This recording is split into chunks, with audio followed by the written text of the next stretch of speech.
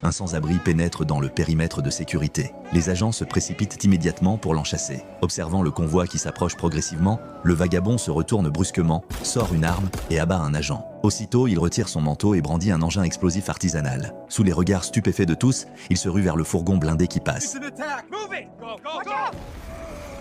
Presque simultanément, l'équipe chargée de la coordination devant l'hôtel de ville subit également une attaque. Manifestement, il s'agit d'une opération préméditée de longue date. Grâce au véhicule blindé, le chauffeur aurait dû forcer le passage, mais après quelques mètres, à peine, il s'arrête inexplicablement sur le bas-côté.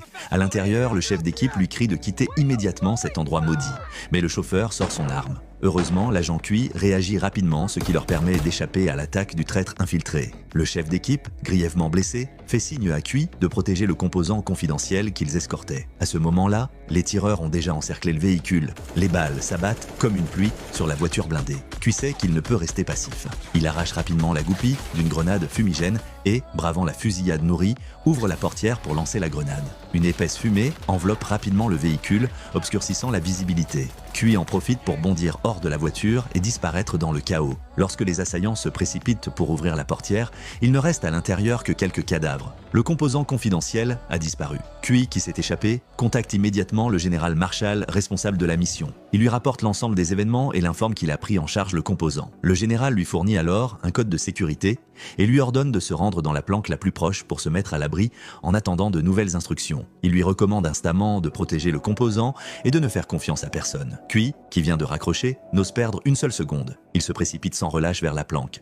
À peine a-t-il échangé le mot de passe avec Anderson, le gardien, que Mia, chargée de l'équipe de soutien, arrive également en soutenant un coéquipier blessé. Mais ils ignorent qu'au moment où ils franchissent cette porte, le véritable danger commence. Anderson se dépêche d'installer l'agent blessé sur le lit. Mais alors qu'il traite sa blessure, un homme se présente devant la porte de la planque et prononce également le bon mot de passe. Anderson n'a d'autre choix que de le laisser entrer. Mais au moment où la porte allait se refermer, un pied se glisse soudain à l'intérieur.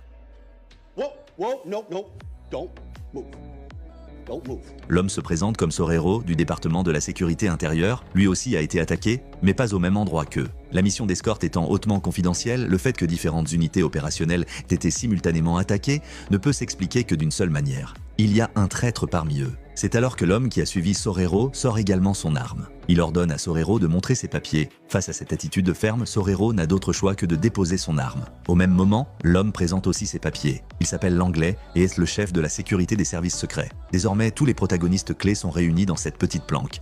La situation se stabilise temporairement. Cui demande une ligne téléphonique sécurisée. Anderson l'emmène immédiatement dans la pièce voisine. Pour protéger le secret qu'il porte et éviter qu'il ne soit découvert, Cui renvoie Anderson et appelle seul le général. Ce dernier l'informe que